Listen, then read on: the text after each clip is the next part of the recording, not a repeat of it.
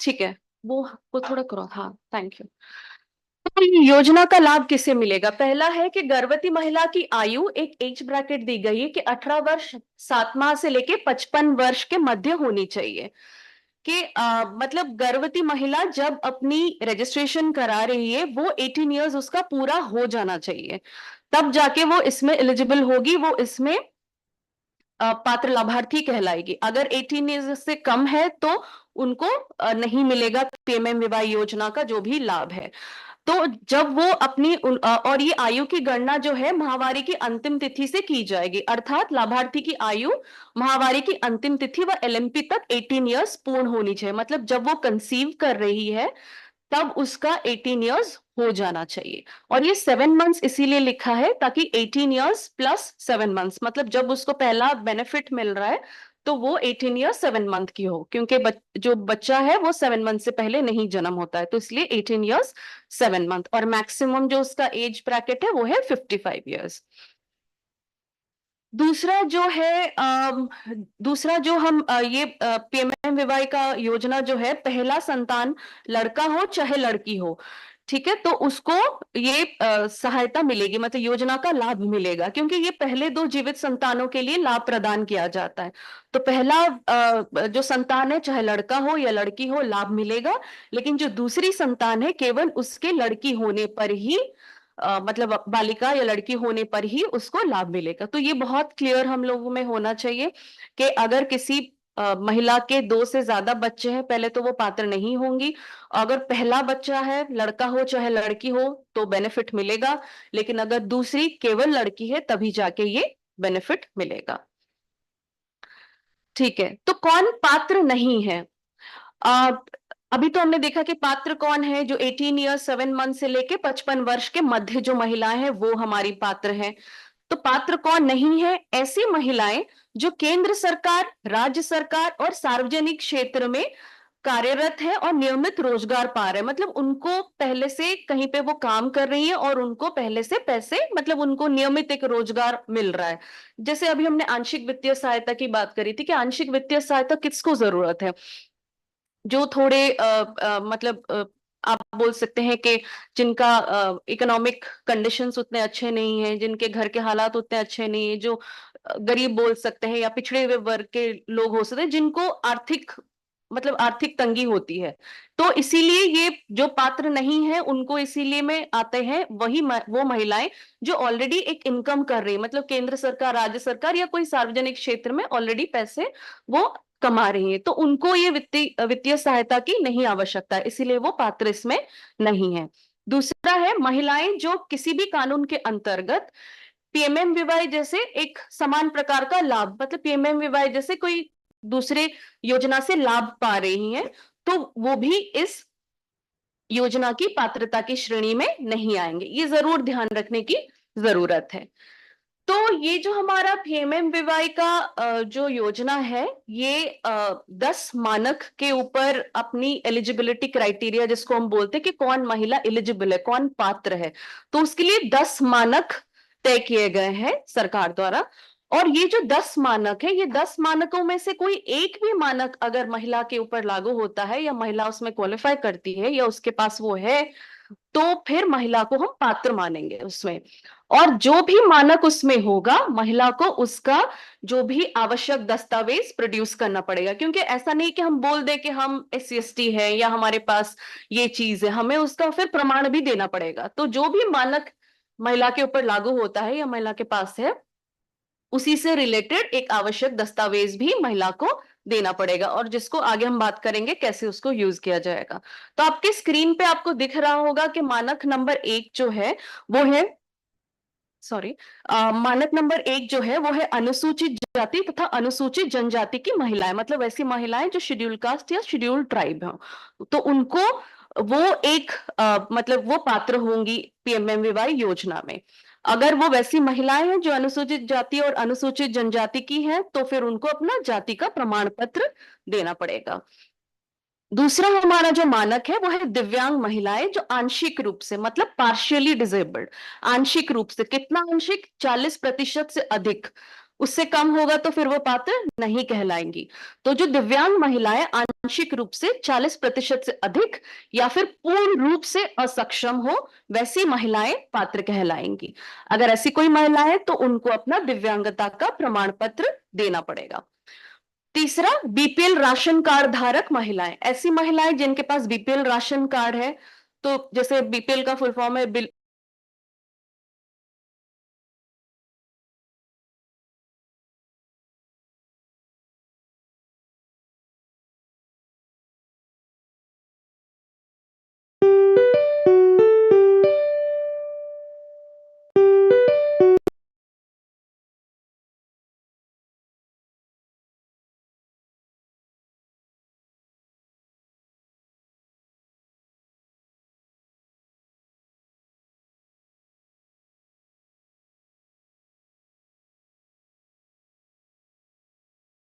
दस्तावेज के रूप में आयुष्मान कार्ड देना पड़ेगा।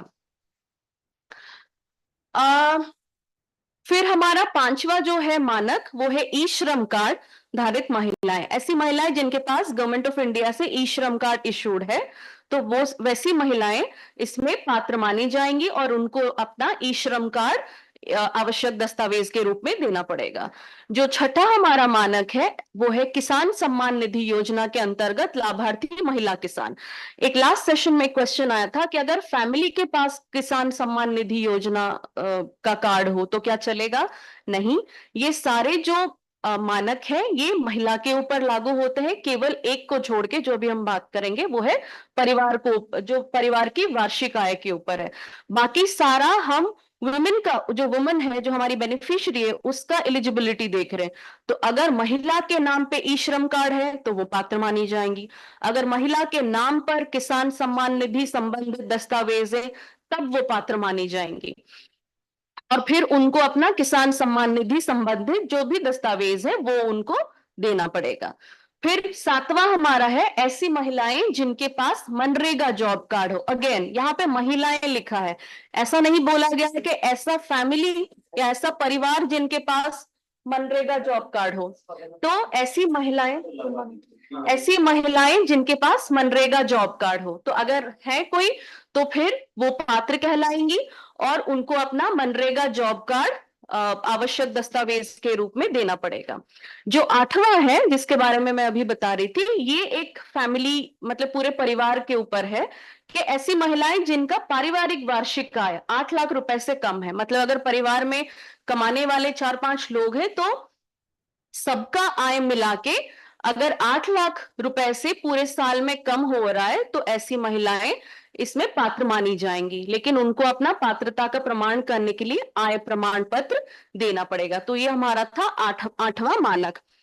फिर नौवां मानक है जो गर्भवती या धात्री आंगनवाड़ी कार्यकर्त्री, सहायिका एवं आशा। तो अगर कोई भी हमारी कार्यकर्त्री या सहायिका या आशा गर्भवती और धात्री होती है तो वो भी पात्र मानी जाएंगी, लेकिन उनको अपना संबंधित विभाग द्वारा जारी दस्तावेज देना पड़ेगा।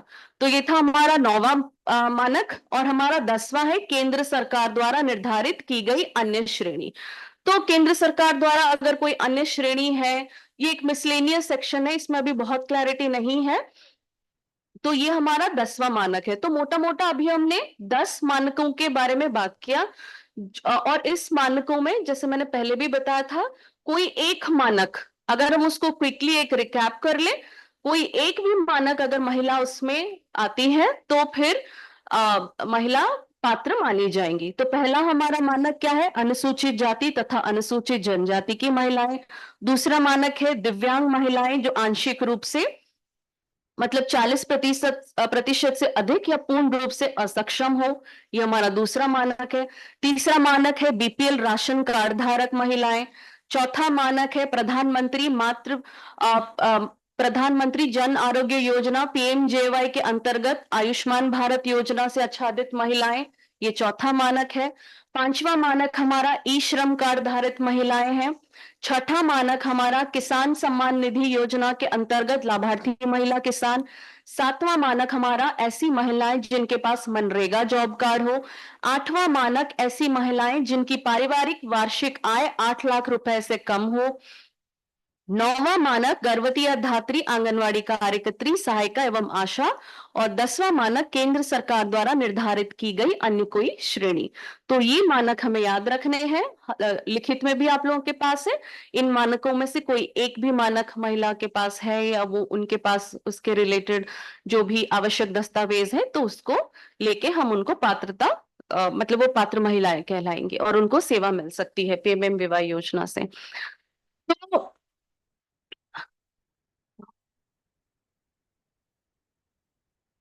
कनेक्ट हो रहा है, 1 मिनट। आ, हाँ नहीं कनेक्ट हो रहा है,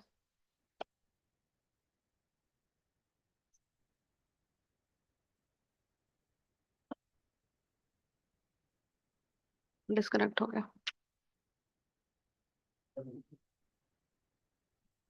आप वहां से कर लीजिए ना।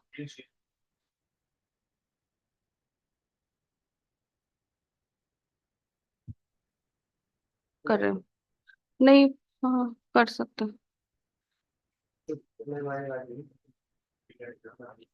हाँ हाँ, अभी थोड़ा इंटरनेट का इशू है, आ रहा है बस। 1 मिनट थोड़ा वेट करिए।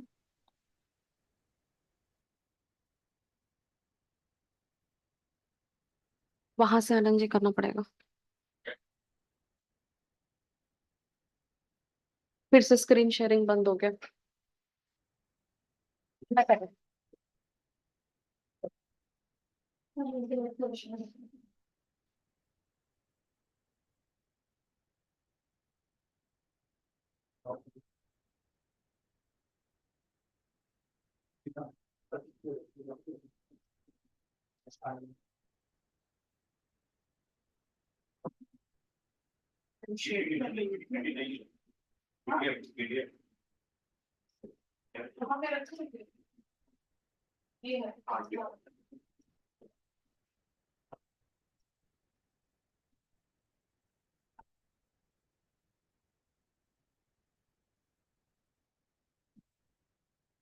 तो डिस्कनेक्ट हो गया था क्या होता है? हाँ, इंटरनेट का इशू।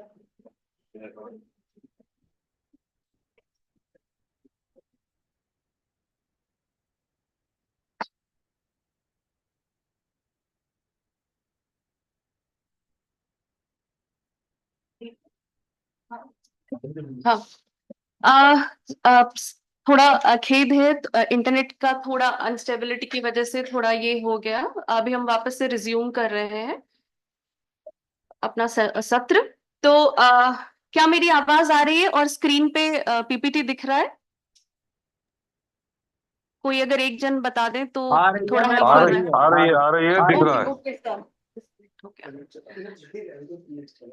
हाँ थैंक यू सर।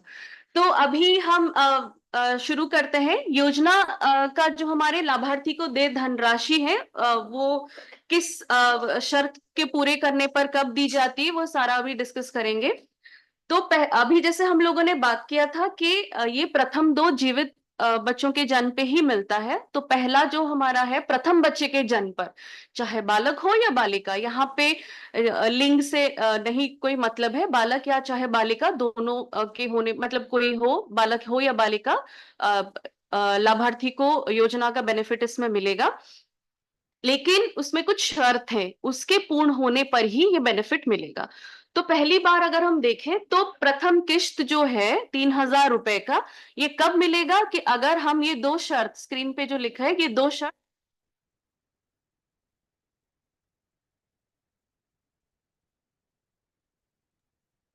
आवाज बंद होगी मैम। हेलो, अभी आ रही है? जी अब आई ma'am. Okay, thank you so much. तो हम लोगों ने जैसे बात किया था कि ये जो योजना का जो बेनिफिट है ये प्रथम 2 जीवित बच्चों के लिए मिलेगा।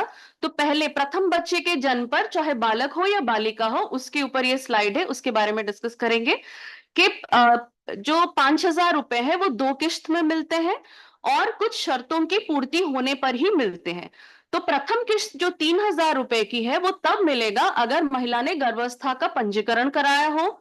दूसरा है कि माहवारी की अंतिम तिथि, एलएमपी तिथि के 6 महीने के भीतर कम से कम एक प्रसव पूर्व स्वास्थ्य जांच कराई हो, क्योंकि हम बार बार, हमारा ऑब्जेक्टिव भी वही था कि हम लोग मातृ और मतलब मातृ पोषण को इसमें प्रोत्साहन देते हैं और ऐसे सारे व्यवहारों को प्रोत्साहन देते हैं।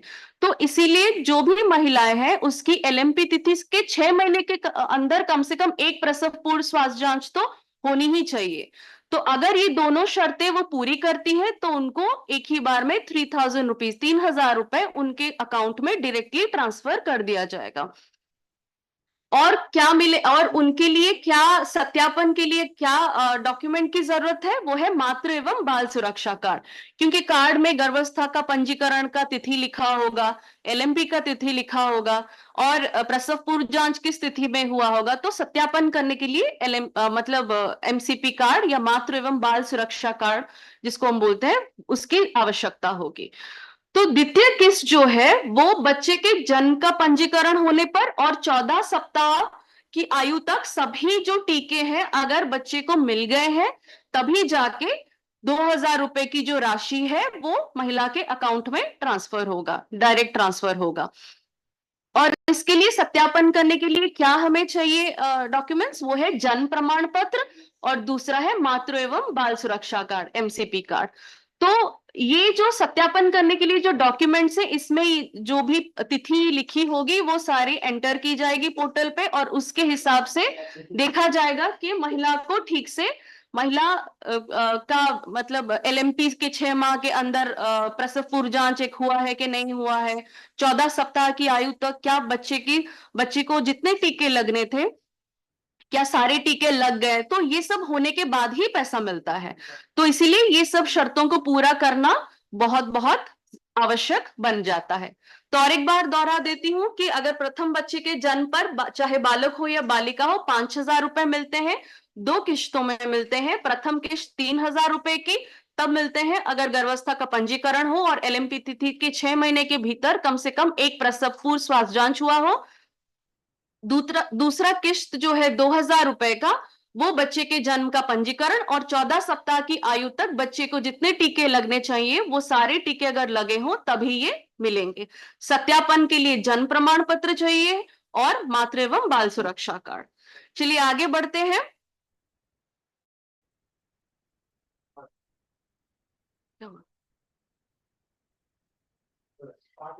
तो द्वितीय बच्चे के जन्म पर और अगर वो केवल बालिका होने पर 6000 रुपए की जो धनराशि है वो एक बार में,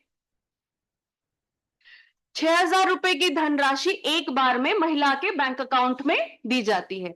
लेकिन शर्त भी वही है कि गर्भावस्था के दौरान पंजीकरण अनिवार्य होगा, क्योंकि बच्चा जब जन्म होगा वो तो प्रसव के बाद ही पता चलेगा कि उसका लिंग क्या है, बालक है या बालिका है।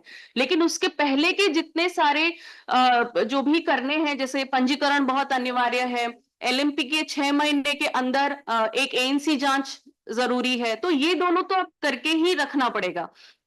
तो जैसे पहले वाले में ये शर्त था, दूसरे में भी यही लागू होगा। और फिर बच्चे के जन्म का पंजीकरण भी करना है और 14 सप्ताह की आयु तक सभी टीके लगे हो।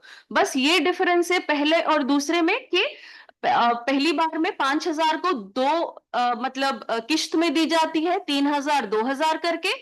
और यहाँ पे बालिका होने पर अगर ये सारी शर्तें पूरी हो तो 6000 एक ही बार में महिला के अकाउंट में डायरेक्टली ट्रांसफर हो जाता है। तो जो सत्यापन के लिए जो हमें डॉक्यूमेंट्स चाहिए वो वही है जन्म प्रमाण पत्र और मातृ एवं बाल सुरक्षा कार्ड। ठीक है, तो यहां तक हम लोगों ने बात किया। और कुछ जो अन्य महत्वपूर्ण शर्तें हैं वो ये है कि अगर गर्भपात होता है महिला का या फिर मृत जन्म होता है तो लाभार्थी को भविष्य में गर्भावस्था की स्थिति में नए लाभार्थी के रूप में माना जाएगा। मतलब मान लीजिए कोई महिला पहले से प्रेग्नेंट है और उसने फॉर्म भरा, उसका रजिस्ट्रेशन हुआ, लेकिन उसको 3000 रुपए मिल भी गए, लेकिन फिर मृत जन्म मतलब एक शिशु उसको जन्म हुआ, तो उसके बाद उसको 2000 रुपए तो और नहीं मिलेंगे, लेकिन वो महिला फिर फ्रेश बेनिफिशियरी कहलाएगी जब वो फिर से गर्भवती बनेगी आगे जाकर। तो दूसरा पॉइंट ये है कि जुड़वा अथवा अधिक बच्चों का जन्म, जब भी एक प्रेगनेंसी होती है एक महिला की और डिलीवरी जब होती है, अगर एक से अधिक बच्चों का जन्म होता है, मान लीजिए एक से अधिक बच्चा यानी कि एक लड़का एक लड़की या फिर दो लड़के, लेकिन अगर एक लड़की एक लड़का और एक लड़की हुआ तो दूसरी गर्भावस्था में तो लड़की क्योंकि जन्म हुई है इसीलिए 6,000 रुपए महिला को मिलेंगे। दो लड़की हुई तब भी 6,000 रुपए मिलेंगे। दो लड़का एक लड़की हुई दूसरी गर्भावस्था में तब भी 6,000 मिलेंगे, क्योंकि ये है कि ये जो पैसे हैं, ये जो आंशिक जो वित्तीय सहायता है, ये माँ को मिलता है, बच्चे को नहीं। और ये केवल जो दूसरी गर्भावस्था में लड़की होने पर ही मिलेगा। ठीक है, तो यहां तक। अब जब हम आगे जाएंगे,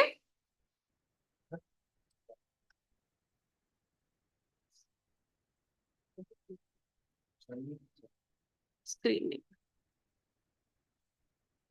ठीक है, तो यहाँ उसके बाद हम फॉर्म की बात करेंगे। मेरा रिक्वेस्ट है कि अभी जितने बेसिक हम लोगों ने स्लाइड्स में डिस्कस किए हैं, अगर आप लोगों का कोई प्रश्न है तो पूछ सकते हैं, नहीं तो हम फिर आगे फॉर्म को कैसे भरना है, डाउनलोड करना है, उसके बारे में जाएंगे।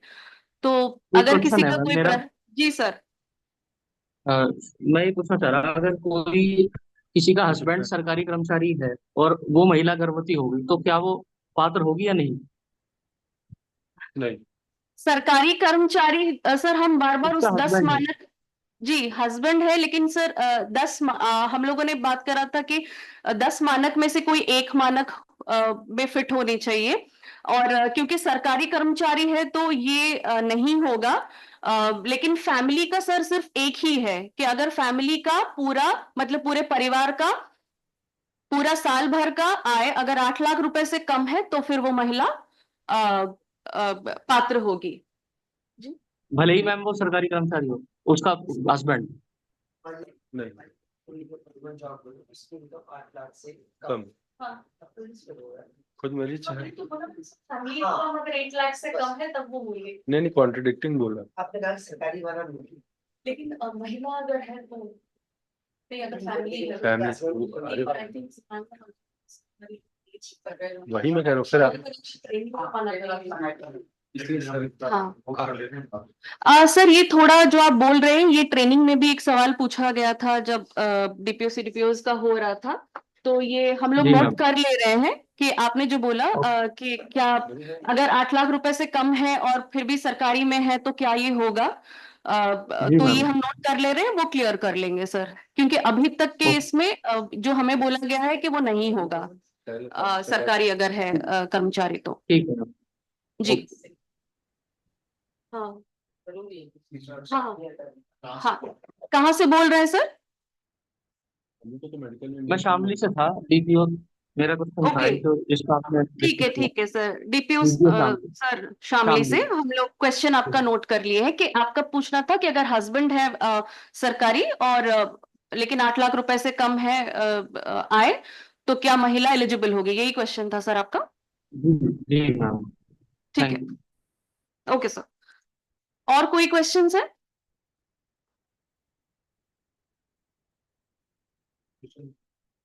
नहीं है तो फिर हम आगे बढ़ सकते हैं, अगर बीच में कभी क्वेश्चन है तो पूछ सकते हैं आप लोग, हम लोग पॉज कर लेंगे। ठीक है, ये जो हम पीएमएमवीवाई लाभार्थी की लाभार्थियों को ये बेनिफिट देने की बात कर रहे हैं, ये सारी का सबसे मुख्य जिम्मेदारी अगर देखें हमारी फ्रंटलाइन फंक्शनरी जो है, हमारी आंगनवाड़ी कार्यकर्त्री, उनका है, क्योंकि पंजीकरण फॉर्म एप्लीकेशन में उन्हीं को भरना है, उनका ही मुख्य दायित्व है। पीएमएमवीवाई 1.2 में मतलब जब स्वास्थ्य द्वारा इसको क्रियान्वयन किया जा रहा था, तो ये सारे हार्ड कॉपीज में मतलब सब भरे जा रहे थे फॉर्म्स, जो पंजीकरण किया जाता था फिर उसको जमा किया जाता था। लेकिन 2.2 में ये पूरा ऑनलाइन प्रक्रिया है, ऐप के माध्यम से ही सब कुछ होगा, कोई इसमें हार्ड कॉपी में फॉर्म नहीं भरना, कुछ नहीं करना। लेकिन इसका दायित्व जो है वो आंगनवाड़ी कार्यकर्त्री का है। चलिए आगे देखते हैं कि जो प्रधानमंत्री मातृ वंदना योजना का जो एप्लीकेशन है वो मोबाइल फोन में कैसे डाउनलोड करें। ये बहुत इंपॉर्टेंट स्टेप है, सबको पता है कैसे हम लोग जनरली सब डाउनलोड करते हैं, लेकिन ये स्टेप्स थोड़ा देख लेते हैं। पहला है कि आपने मोबाइल में जहां पे गूगल है, इंटरनेट होने की बहुत जरूरत है, क्योंकि एप्लीकेशन डाउनलोड करने के लिए अच्छा इंटरनेट होना आवश्यक है।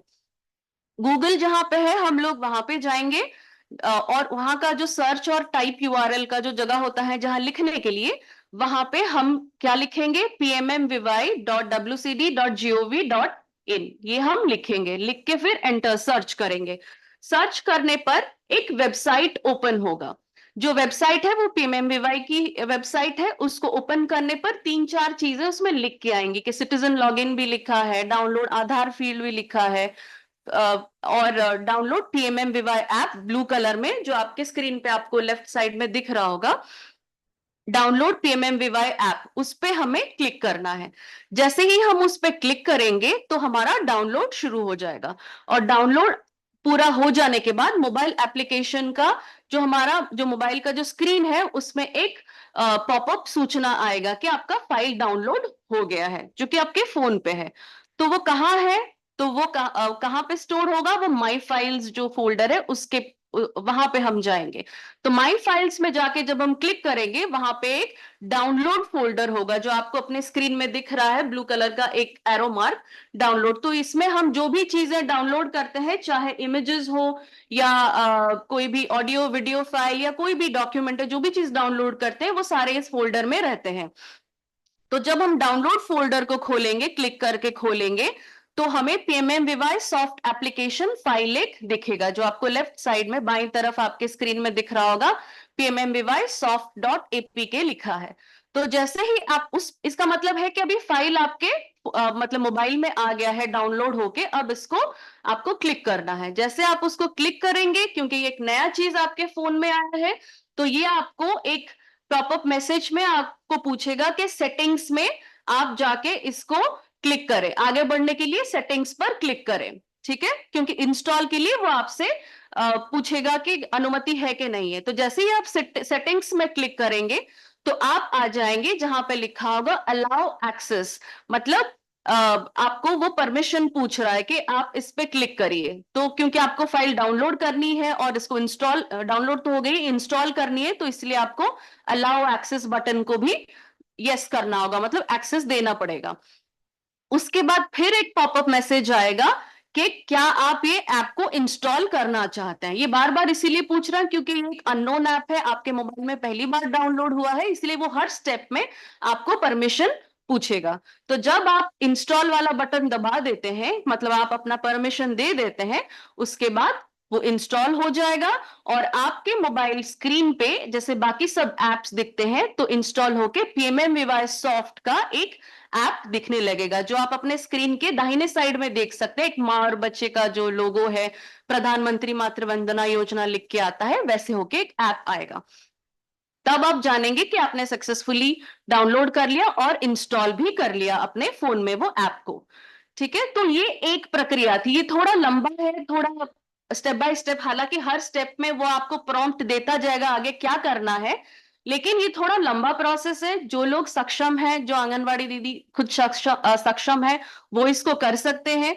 नहीं तो दूसरा जो तरीका हम बता रहे हैं वो है कि आपके जो भी अधिकारी हैं, चाहे डीपीओ और सीडीपीओ हो, वो आपको एक लिंक शेयर करेंगे, और लिंक को जैसे ही आप क्लिक करोगे, आप पीएमएमवीवाई सॉफ्ट एप्लीकेशन को अपने आप, मतलब अपने फोन में, बहुत सारा स्टेप नहीं है, केवल लिंक डाउन पे क्लिक करने से फोन पे वो डाउनलोड हो जाएगा। तो ये दो तरीके हम लोगों ने बात करे कि कैसे ये ऐप को हम लोग डाउनलोड करेंगे। पहला तरीका, जाके आपको गूगल में वेबसाइट में जाके डाउनलोड करना पड़ेगा, जो लोग कर सकते हैं वो खुद ही कर सकते हैं।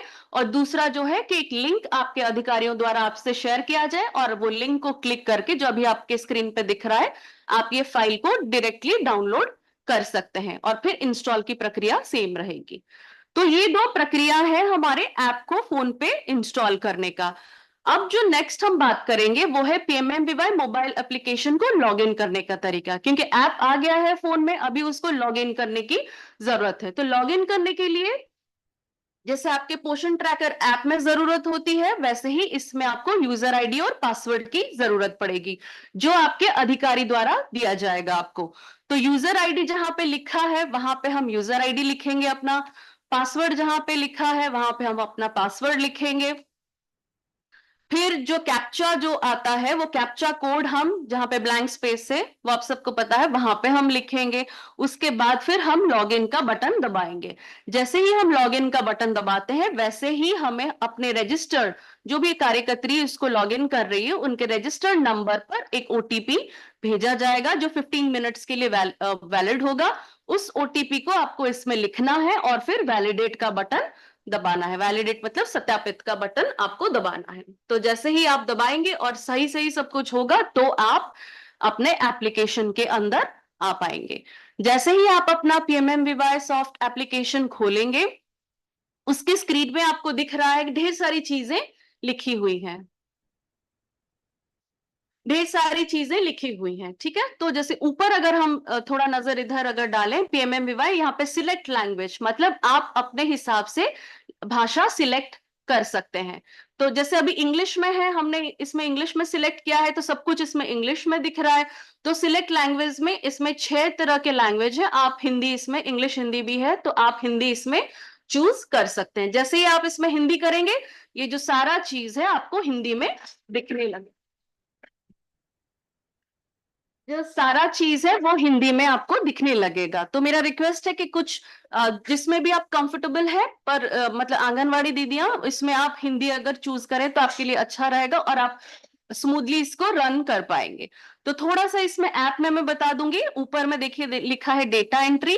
डेटा एंट्री का सबसे इंपॉर्टेंट जो हमारा है जिसको हाईलाइट किया गया है वो है बेनिफिशियरी रजिस्ट्रेशन।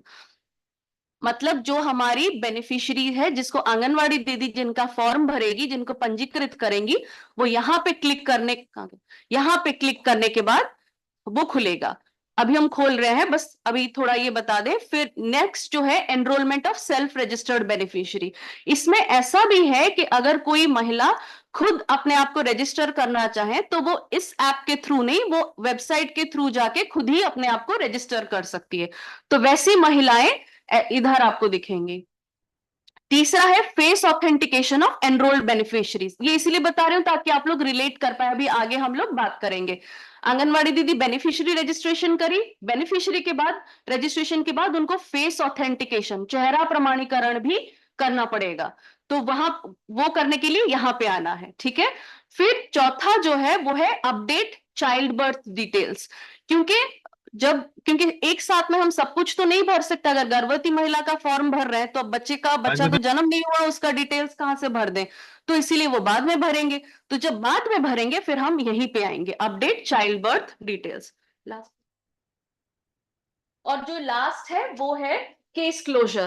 केस क्लोजर जैसे ही महिला का मतलब मान लीजिए महिला का पहला संतान है और हम उसको 2 किश्तों में 2 किश्त उसकी 3,000 2,000 दे दिया तो फिर हमें केस क्लोज करना पड़ेगा। मतलब सेवाएं अभी बंद करनी पड़ेगी। मतलब क्योंकि उन्होंने सारा जो सेवा है वो ले लिया इसलिए उसको बंद करने के प्रोसेस हम यहाँ से क्लिक करके शुरू कर सकते हैं। हाँ, सारे लाभ प्राप्त के बाद केस क्लोज करेंगे तो यहाँ पे क्लिक करने पे वो होगा। आज हम उतना डिटेल में नहीं बात कर रहे लेकिन खाली मोटा मोटा बता दे रहे हैं कि क्या है जब आप खोलेंगे आपका ऐप। और जो आखिरी है वो है अपडेट AWW आधार डिटेल्स, ठीक है। क्योंकि कुछ राज्यों में आशा भी करती थी हमारे भी करती थी तो इसलिए आशा का नाम लिखा है लेकिन अब इसमें आंगनवाड़ियों का आधार डिटेल्स अपडेट होगा, ठीक है। तो ये है हमारा ऐप। जब हम खोलेंगे ये है हमारे ऐप का स्क्रीन। तो आज जिस पे हम विस्तृत जानकारी देंगे या बात करेंगे वो है बेनिफिशियरी रजिस्ट्रेशन। तो जब हम इस पे क्लिक करेंगे तो हमारा नेक्स्ट पेज ओपन होगा। ये आप देख पा रहे हैं ये एक फॉर्म है लाभार्थी पंजीकरण फॉर्म। तो ये जो लाभार्थी पंजीकरण फॉर्म है ये बहुत बड़ा नहीं है और बहुत पेचीदा उसमें नहीं है कि बहुत सारे डेटा कलेक्ट करें। बहुत बेसिक से 3-4 सेक्शंस हैं उसके, है ना। तो वो हम अभी एक एक करके बात करेंगे। तो ये फॉर्म जो है मोटा मोटा ऐसा दिख रहा है। आगे हम जब बात करेंगे तो लाभार्थी पंजीकरण फॉर्म का पहला सेक्शन जो है वो है व्यक्तिगत प्रोफाइल। मतलब पर्सनल डिटेल्स हम महिला की जो हमारी लाभार्थी है उनकी हम व्यक्तिगत प्रोफाइल हम ले रहे हैं। तो पहला जो है क्या लाभार्थी केंद्र सरकार राज्य सरकार या PSU की कर्मचारी है। तो इसमें 2 ऑप्शंस हैं हाँ या नहीं। ठीक है, और इसमें एक स्टार बटन रेड कलर का भी लगा है। जहां पे लाल रंग का स्टार लगा है उसका मतलब है ये जवाब फिल किए बिना, मतलब इसका, इस प्रश्न का उत्तर दिए बिना हम आगे नहीं बढ़ सकते। ठीक है, और ये भरना अनिवार्य होगा, नहीं तो आपका फॉर्म जो है वो सबमिट नहीं होगा, है ना। तो इसलिए जहां पे लाल स्टार्स लगे हैं, जहां पे लाल रंग का जो स्टार का चिन्ह है, उसको तो जरूर ही भरें और सही भरें। सो क्या लाभार्थी केंद्र सरकार, राज्य सरकार या पीएसयू की कर्मचारी है? अगर आप ध्यान दें तो हम लोग जब बात कर रहे थे कौन महिला पात्र नहीं है, आप लोगों ने भी अभी जैसे प्रश्न पूछा, तो अगर महिला केंद्र सरकार या राज्य सरकार के पीएसयू की कर्मचारी है तो वो फिर पात्र नहीं होगी। तो अगर यहाँ पे हमने गलती से हाँ भी क्लिक कर दिया अगर, है ना, तो ये फॉर्म जो है ये आगे नहीं बढ़ेगी। ठीक है, क्योंकि वो हम ये पहले से डिसाइडेड है कि लाभार्थी नहीं हो सकती केंद्र सरकार, राज्य सरकार या पीएसयू के कर्मचारी। तो यहाँ पे हमें नहीं भरेंगे तभी जाके हम आगे बढ़ पाएंगे। ठीक है, और ये जब हम भरेंगे थोड़ा हम केयरफुली भरेंगे, और सही सही जो हमारा मतलब उत्तर होगा प्रत्येक प्रश्न का, अगर हम सही जब भरेंगे तो अच्छा रहेगा, और थोड़ा केयरफुली भरेंगे ध्यान देते हुए। तो आवेदन के लिए दो ऑप्शन है, यहाँ पे देखिए लाल स्टार भी लगा है, यहाँ पे तो बिल्कुल भरना ही है इसको। तो आवेदन के लिए कौन है, पहला बच्चा है या दूसरी बालिका है? तो इसमें कोई मतलब कंफ्यूजन का क्वेश्चन ही नहीं है, दूसरी बालिका ही होगी तभी मिलेगी। और पहला अगर बच्चा है तो कोई भी लड़का हो चाहे लड़की हो मिलेगा। तो हम यहाँ पे क्लिक करेंगे। ठीक है, मान लेते हैं पहला बच्चा क्लिक किया, फिर जीवित बच्चों की संख्या हम क्लिक करेंगे। ठीक है, तो जैसे ही जीवित बच्चों की संख्या क्लिक करेंगे, यहाँ पे देखिए आप इंग्लिश में लिखा है नंबर ऑफ लिविंग चिल्ड्रन, एक ड्रॉप डाउन मेन्यू, जैसे ही हम इसको क्लिक करेंगे, अभी इसमें नहीं दिख रहा है, लेकिन जैसे ही हम एक ड्रॉप डाउन मेन्यू हम क्लिक करेंगे, तो मतलब इसको क्लिक करेंगे, एक ड्रॉप डाउन मेन्यू आएगा जिसमें आएगा 0 1 2 3 4। मतलब आपको क्लिक करना है कि उस समय जब आप ये भर रहे हैं फॉर्म, अगर महिला गर्भवती है तो उसके अभी जीवित बच्चों की संख्या कितनी है वो हमें भरना है। थोड़ा ये ट्रिकी क्वेश्चन है, ध्यान देने की जरूरत है, क्योंकि अगर पहला बच्चा है और आपने भर दिया है जीवित बच्चों की संख्या 3 है तो फिर ये गलत हो जाएगा। तो और प्रेगनेंसी में भर रहे हैं और तो जीवित पहला बच्चा है और प्रेगनेंसी के दौरान आप पंजीकरण कर रहे हैं, तो नंबर ऑफ लिविंग चिल्ड्रन उस केस में 0 होगा। और अगर पहला बच्चा है और बच्चे का जन्म हो गया और आप फॉर्म भर रहे हैं तो नंबर ऑफ लिविंग चिल्ड्रन 1 होगा। तो ये थोड़ा ध्यान देने की जरूरत है, जब आप भरेंगे धीरे धीरे आपको ये सब समझ आ जाएगा। फिर नेक्स्ट है उसका, क्या लाभार्थी के पास आधार कार्ड है? देखिए आधार कार्ड में भी स्टार मार्क लगा है, ये बहुत इंपॉर्टेंट है। बिना आधार ऑथेंटिकेशन के हमें मतलब जो लाभार्थी है उनको कोई बेनिफिट नहीं मिल पाएगा, इसीलिए लाभार्थी के पास आधार कार्ड होना जरूरी है और आपको वो डिटेल्स भरना जरूरी है। नहीं है तो भी आप फॉर्म भर सकते हैं, लेकिन ये फिर फॉर्म आगे नहीं जाएगा, ये क्या होगा, प्री रजिस्टर्ड बेनिफिशियरीज में एक सेव होके रह जाएगा, क्योंकि आपने डिटेल सेव किए हुए मतलब भरे हैं तो वो रह जाएगा लेकिन आगे नहीं बढ़ेगा। तो इसीलिए क्या लाभार्थी के पास आधार कार्ड है ये भरना जरूरी है, अगर हाँ है तो हाँ, नहीं है तो फिर नहीं पे क्लिक करेंगे। यहाँ पे हमने हाँ में क्लिक किया।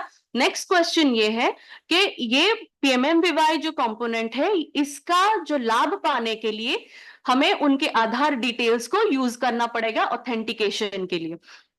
तो हमें इसमें बेनिफिशियरी का कंसेंट चाहिए, उनकी हामी चाहिए कि हम उनकी आधार कार्ड डिटेल्स यूज कर सकते हैं। तो ये प्रश्न जब भी हम भर रहे हैं ये पूछना बहुत जरूरी है कि क्या हम आपके आधार के जो भी डिटेल्स हैं, जो भी लिखा हुआ है इसमें जो सूचना दी गई है, क्या हम इसका इस्तेमाल कर सकते हैं आपको सेवा प्रदान करने के लिए, वो हाँ भरेंगे तो इस जो स्क्वायर है यहाँ पे हम क्लिक करेंगे। फिर उसके बाद आता है नाम। तो महिला का जो नाम है, क्योंकि आधार कार्ड उनके पास अगर है तो आधार कार्ड में जो भी नाम दर्ज हुआ है वो नाम हम इसमें लिखेंगे, फिर आधार संख्या लिखेंगे, फिर जन्म की तारीख लिखेंगे, डेट मंथ और ईयर फॉर्मेट में। इसमें जैसे ही आप क्लिक करेंगे ईयर खुल जाएगा, ईयर क्लिक करके मंथ क्लिक करके डेट क्लिक कर देंगे तो जन्म की तारीख आ जाएगी। और जैसे ही जन्म की तारीख आ जाएगी उम्र अपने आप वर्षों में कैलकुलेट होके लिख दिया जाए, मतलब अपने आप उसमें आ जाएगा, आपको लिखने की नहीं जरूरत है, उम्र अपने आप आ जाएगा। फिर उसके बाद श्रेणी, मतलब ये कैटेगरी है, इसमें महिला की जो कास्ट है उसके बारे में ये पूछा जा रहा है, अनुसूचित जाति, अनुसूचित जनजाति, जनरल, जो भी है वो उसमें कैटेगरीज, जैसे आप उसको क्लिक करेंगे वैसे एक पॉपअप मैसेज आएगा, मतलब मेन्यू आएगा, उसमें आपको सिलेक्ट करना है जो भी महिला की श्रेणी है। उसके बाद फिर मोबाइल नंबर, ये बहुत जरूरी है क्योंकि महिला को जो भी आगे कम्युनिकेशन होगा सरकार से ये योजना के बारे में, वो ये नंबर पे होगा कि क्या उनको किस्त, पहली किस्त मिल गई, दूसरी किस्त मिल गई, वो उनको नंबर पे मैसेज आएगा। तो मोबाइल नंबर भरना बहुत जरूरी है, और लाल स्टार भी देखिए इसमें लगा है। तो मोबाइल नंबर अगर महिला का है तो बहुत अच्छा, नहीं तो उनके फैमिली का किसी का भी आप दे सकते हैं मोबाइल नंबर। लेकिन उसके बाद फिर मोबाइल नंबर किसका है वो भरना जरूरी है कि मोबाइल नंबर किसका है। जैसे ही आप इस पे क्लिक करोगे वो आएगा सेल्फ, महिला का है या पति का है या सास का है, ससुर का है, घर में किसी और का है, अन्य का है, ऐसे करके 4-5 चीजें आ जाएंगी। तो ये हमारा हो गया व्यक्तिगत प्रोफाइल जो महिला का हम लाभार्थी पंजीकरण करते हुए भरेंगे। उसके बाद ये आता है पात्रता प्रमाण, जो अभी हम लोगों ने बात करी 10 पात्रता प्रमाण, 10 पात्रता मानदंड के बारे में, तो वो यहाँ पे आता है। जैसे ही आप इसको क्लिक करोगे तो ये जो 10 पात्रता के जो मापदंड है वो आ जाएंगे, ठीक है। तो वो आपको दिख रहे हैं, जैसे अभी हम लोगों ने बात किया था जाति प्रमाण पत्र, दिव्यांगता प्रमाण पत्र, है ना, ये जो बीपीएल राशन कार्ड जो भी महिला के पास उपलब्ध है, इसमें से एक ही सिलेक्ट कर पाएंगे हम, 2-4 नहीं कर पाएंगे। ऐसी भी महिला होंगी जिनके पास जाति प्रमाण पत्र होगा, दिव्यांगता भी होगा या आयुष्मान कार्ड भी होगा, तो जरूरी नहीं कि हम जो है सारे करें, कोई भी एक, ये 10 में से जो उनके पास है, अच्छी स्थिति में है, उसको हम इसमें सिलेक्ट करेंगे, ठीक है। सिलेक्ट करेंगे, सिलेक्ट करने के बाद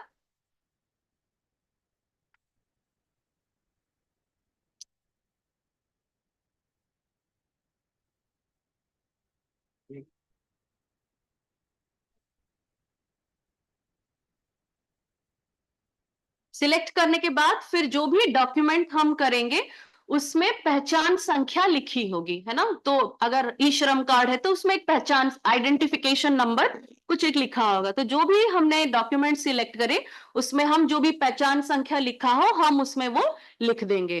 फिर फाइल हम अपलोड करने का बटन दबाएंगे। जैसे ही हम फाइल अपलोड करने का बटन दबाएंगे वैसे ही एक मतलब 2 चीजें आ जाएंगी। जैसे ही हम फाइल बटन करने का जो बटन दबाएंगे वैसे ही 2 चीजें आ जाएंगी। एक है ऐसे 2 चीजें आ जाएंगी, एक आएगा आपका कैमरा खुलेगा और दूसरा आपका जो है वो फोटो खुलेगा, ठीक है।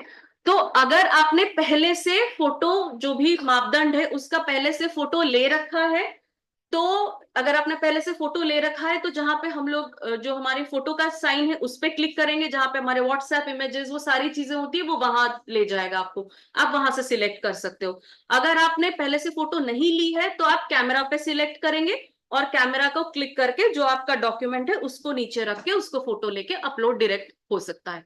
तो जैसे ही आप उसको खोलेंगे आपको ये 2 चीजें दिख जाएंगी, ठीक है। वैसे करके आप अपलोड करेंगे। फिर जो नेक्स्ट है वो है कि आरसीएच या आरसीएच आईडी, एमसीपी कार्ड, पंजीकरण संख्या या जो भी चीजें हैं उसको आपको वो नंबर आपको भरना पड़ेगा। तो जैसे ही आप नंबर भर रहे हैं, जैसे ही आप नंबर भर रहे हैं आपको वो जो एमसीपी कार्ड है उसके ऊपर आपको दिखेगा, जो एमसीपी कार्ड है उसमें आपको पंजीकरण संख्या लिखा हुआ दिखेगा। अगर नहीं है तो फिर आप आशा या एएनएम से मदद लेके आप कर सकते हैं वो नंबर, लेकिन वो नंबर जरूरी है, देखिए उसमें रेड स्टार मार्क दिया हुआ है, ठीक है। उसके बाद फिर होगा एमसीपी कार्ड का जो है पंजीकरण तिथि, ठीक है। एमसीपी कार्ड की पंजीकरण तिथि जब महिला का पहली बार पंजीकरण हुआ तो एमसीपी कार्ड में जो उसकी पंजीकरण तिथि होगी वो उसमें लिखी होगी, वो हमें भरना यहाँ पे बहुत जरूरी है, ठीक है।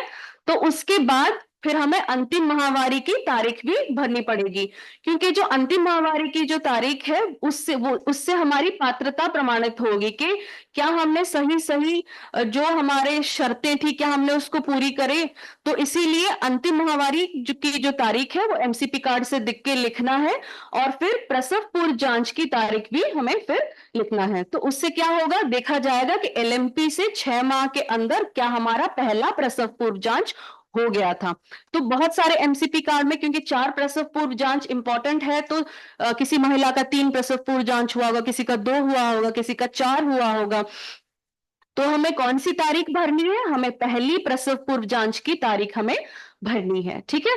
तभी जाके फिर वो काउंट करेगा। अगर हमने चौथा का भर दिया तो फिर हो सकता है वो 6 महीने के बाहर वो चला जाए, है ना। तो याद करिए जो हमारा जो हम लोग बात कर रहे थे कि शर्त कि एलएमपी के 6 महीने के अंदर प्रसव पूर्व जांच होना चाहिए, इसलिए पहला प्रसव पूर्व जांच का हम इसमें डेट भरेंगे।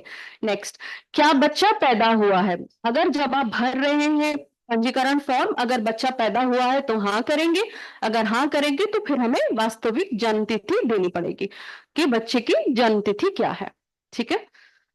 और अगर आप गर्भावस्था के दौरान भर रहे हैं और आपने पहला बच्चे में भर रहे हैं और आपने 0 करा है कि नंबर ऑफ लिविंग चिल्ड्रन, तो ये प्रश्न आपको नहीं पूछेगा, क्योंकि पहला बच्चा है, महिला गर्भवती है, तो अभी बच्चा पैदा नहीं हुआ। तो ये थोड़ा ध्यान रखने की जरूरत है, ठीक है। तो फिर अभी जो फोटो अपलोड करना है ये बहुत ही इंपॉर्टेंट है, इसीलिए क्योंकि अगर हम सही से फोटो नहीं अपलोड करेंगे तो क्या होगा कि वो फिर रिजेक्ट हो जाएगा। तो इसीलिए आप अपनी स्क्रीन पे देखिए, दस्तावेज की फोटो खींचते समय क्या ध्यान रखना बहुत जरूरी है। पहला तो ये बहुत जरूरी है कि आप वहां पे बैठ के फॉर्म भरें जहां पे इंटरनेट हो, नहीं तो ये प्रोसेस बीच में बंद हो जाएगा। क्योंकि इसमें जैसे आपके पोषण ट्रैकर में ऑफलाइन मतलब आप डेटा भर सकते हो, बाद में जब इंटरनेट आएगा ये अपने आप सिंक हो जाएगा, ऐसा नहीं है।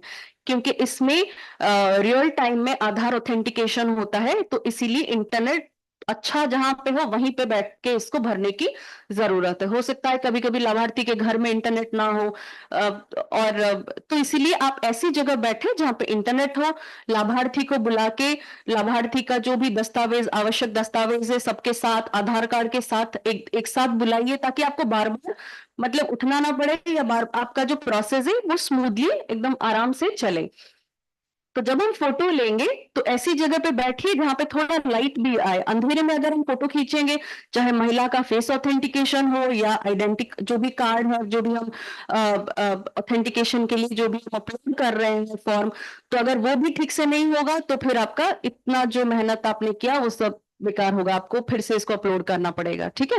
तो इसको अपलोड करने के लिए क्या करना है, एक सफेद पेपर में आप जो भी आपका जो दस्तावेज है, जो भी है, कार्ड है, मनरेगा कार्ड हो गया, ये श्रम कार्ड हो गया, जो भी है आपका कोई भी फॉर्म है, आय का जो भी है, वो सारा चीज जो भी कोई एक ही करना है, तो उसको एक सफेद पेपर में जैसे दिखा हुआ है बाएं साइड में आप देख सकते हो, उसको रखना है।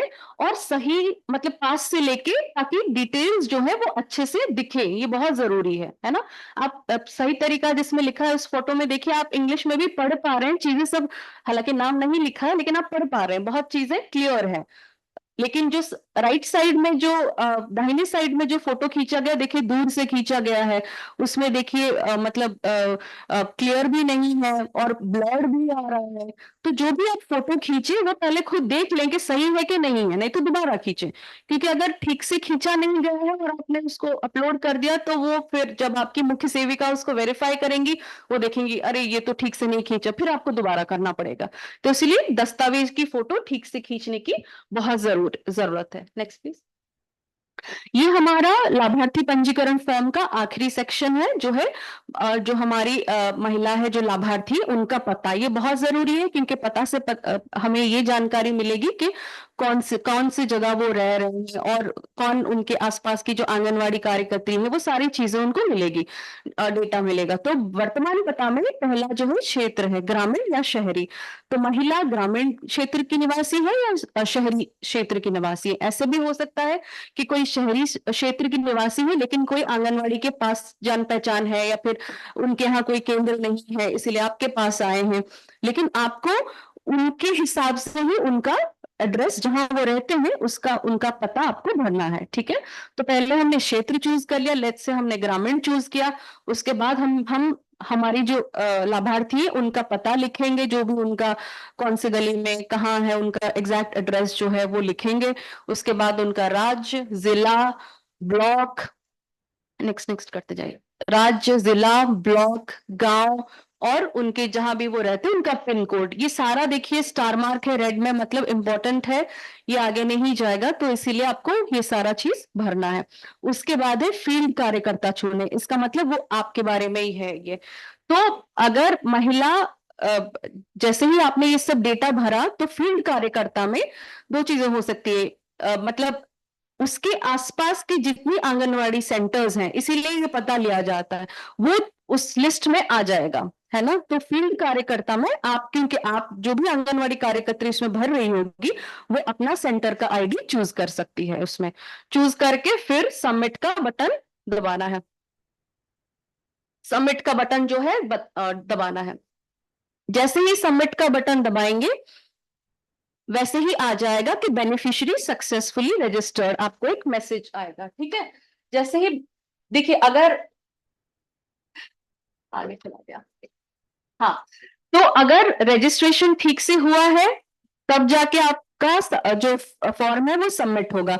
अगर आपने ठीक से नहीं भरा है, कुछ इंपॉर्टेंट जहां पे रेड स्टार मार्क है, आपने भूल गए, आपने भरा नहीं या कुछ गलत भरा है, तो फॉर्म आगे नहीं जाएगा। तो आपको इसलिए थोड़ा ध्यान रख के उसको भरना है। और अगर जैसे ही आपने सबमिट का बटन दबा दिया और सब चीज सही है तो आ जाएगा कि लाभार्थी के सफल पंजीकरण के बाद आपके फोन पर एक पॉपअप संदेश प्रदर्शित होगा। और क्योंकि अगर आपने गर्भवती का केवल भरा है तो वो पार्शियली मतलब आधा फिल हुआ है, तो चाइल्ड बर्थ और इम्यूनाइजेशन मतलब बच्चे के जन्म के पश्चात बच्चे का जो भी रजिस्ट्रेशन पंजीकरण और उसके टीकाकरण की जो भी डिटेल्स है वो बाद में, जो मैंने आपको पहले एक दिखाया था स्क्रीन में, अपडेट चाइल्ड बर्थ इम्यूनाइजेशन जो था उसमें उसमें क्लिक करके आप लोग उसको अपडेट कर सकते हैं, ठीक है। तो ये हुआ मोटा मोटा हमारा नेक्स्ट हमारा रजिस्ट्रेशन फॉर्म तपस्विनी, भरने का। आई यस इंटरप्ट। मैम। एक बार यस, फिर से आप फॉर्म, लाभार्थी पंजीकरण फॉर्म जो है उसको एक बार क्विक रिव्यू दे दीजिए उसका फिर से ओके एक ओके बार। मैम, ओके, बैक चाहिए प्लीज।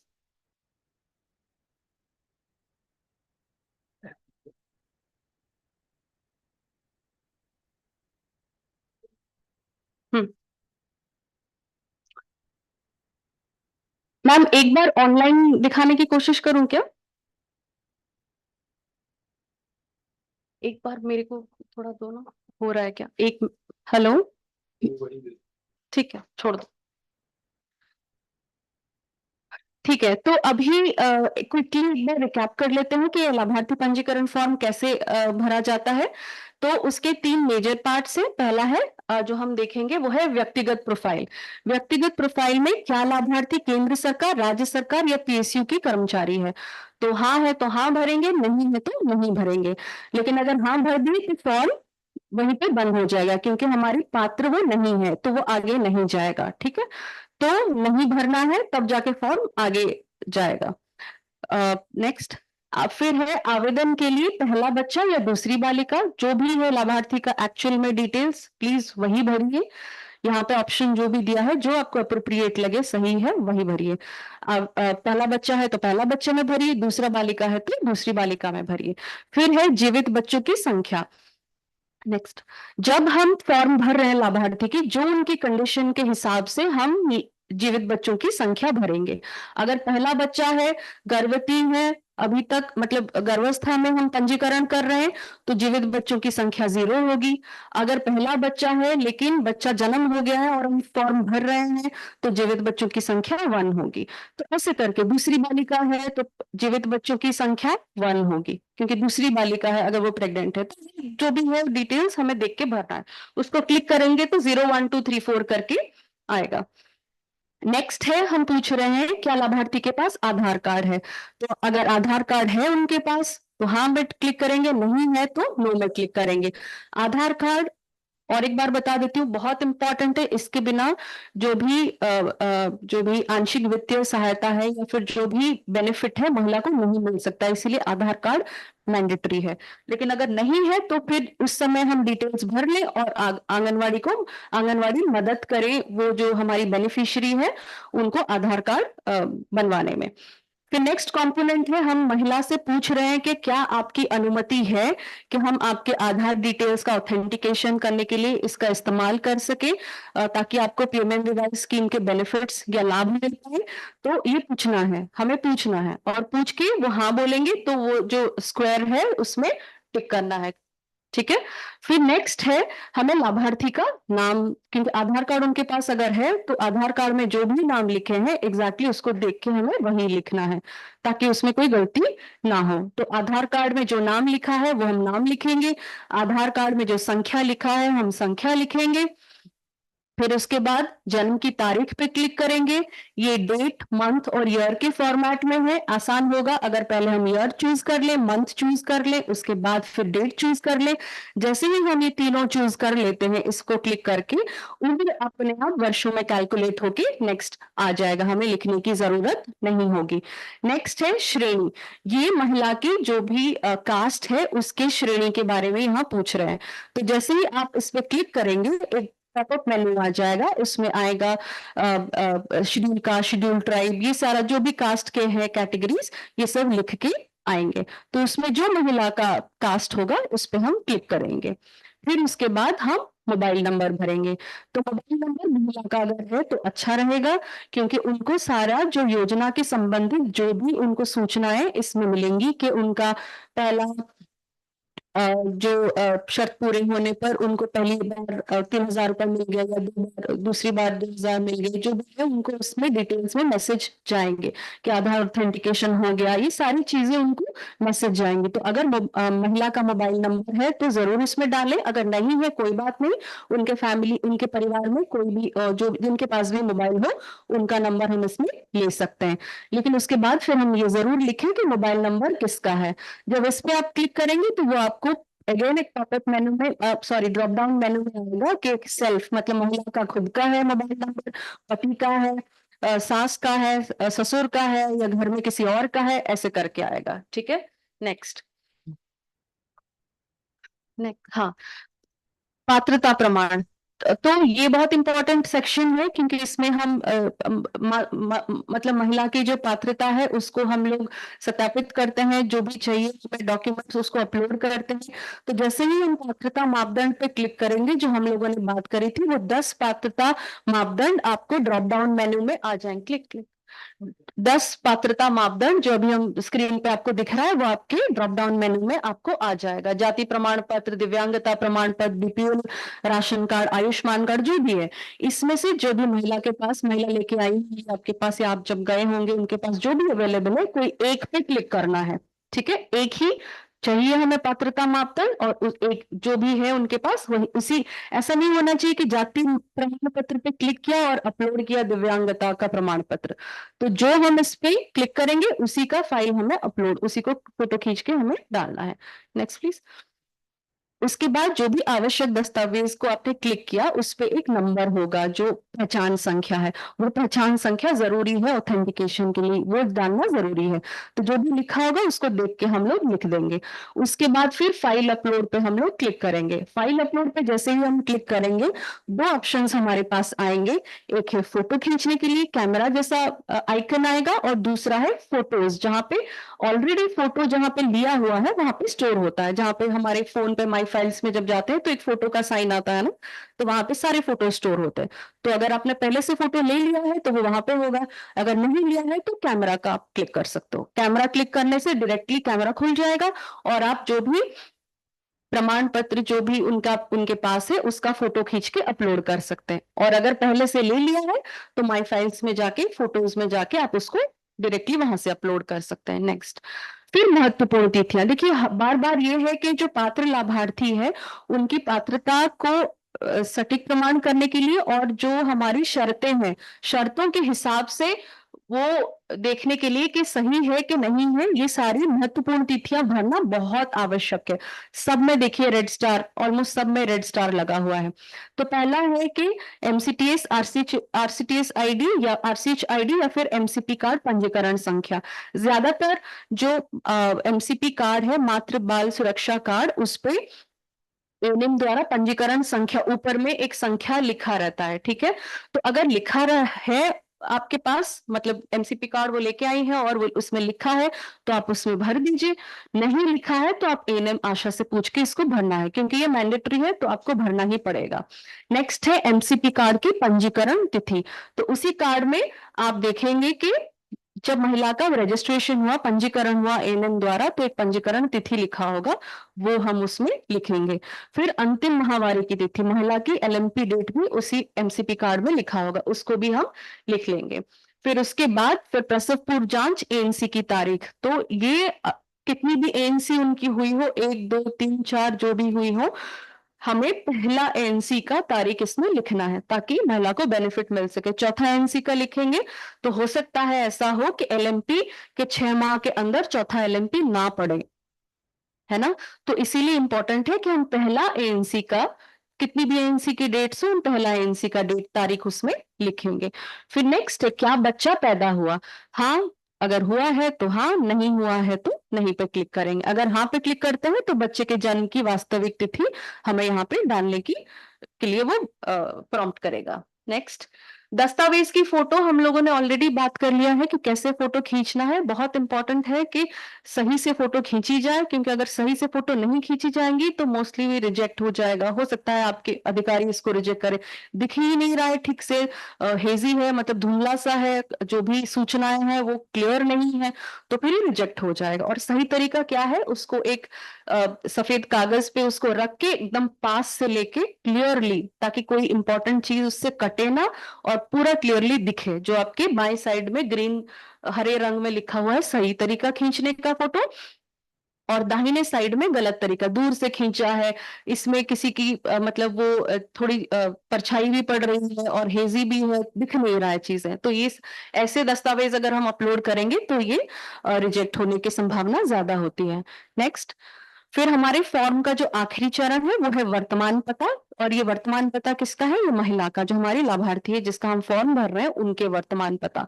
तो इसमें सही सही भरेंगे तो हमारे फॉर्म रिजेक्ट होने के चांसेस कम होंगे। तो जो भी उनका क्षेत्र है जहाँ पे वो रहती है महिला, उनका ग्रामीण है या शहरी है, वो भरेंगे। उसके बाद उनके घर का पता, गली का नंबर, जो भी है एड्रेस, पूरा पता हम इसमें लिखेंगे। फिर राज्य, जिला, ब्लॉक, गांव और पिन कोड, ये सारा डिटेल्स हम भरेंगे। उसके बाद जो हमारी आंगनवाड़ी कार्यकर्त्री है जो ये भर रही है फॉर्म, ये उनके डिटेल्स हैं कि अपने आप को वो जैसे इसको सिलेक्ट करें, क्योंकि डेटा आपने महिला का पता लिख दिया तो महिला के आसपास जितने सारे आंगनवाड़ी केंद्र हैं वो सब इसमें दिखने लगेंगे।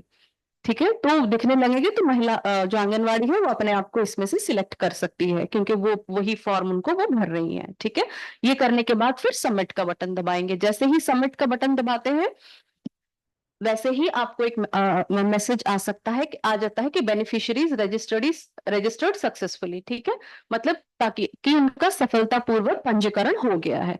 और बाकी जो डिटेल्स हैं जैसे चाइल्ड बर्थ और इम्यूनाइजेशन, बच्चे के जन्म की तिथि और इम्यूनाइजेशन, जो 14 सप्ताह तक जो भी उसको टीकाकरण लेना है, वो सारा जो डिटेल्स है वो सारा अभी क्योंकि हम नहीं भर रहे हैं इसीलिए वो लिखेगा कि पार्शियली फिल हुआ, मतलब आधा ही फिल हुआ है, आधा ही फिल हुआ है।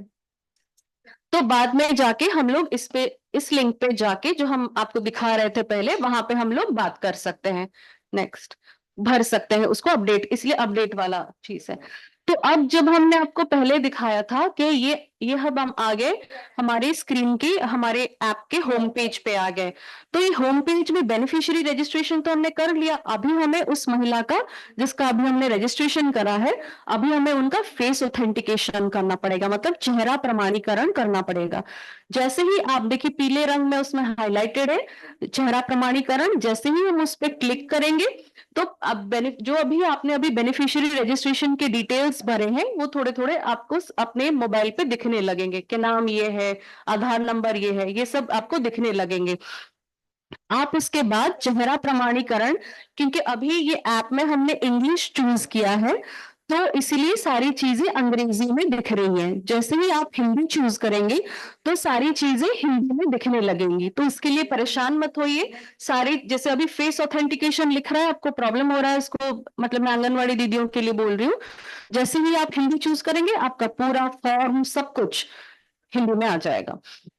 तो आप फिर जैसे ही चेहरा प्रमाणीकरण बटन पे क्लिक करेंगे, फेस ऑथेंटिकेशन बटन पे क्लिक करेंगे, तो आपका कैमरा आइकन होके खुल जाएगा।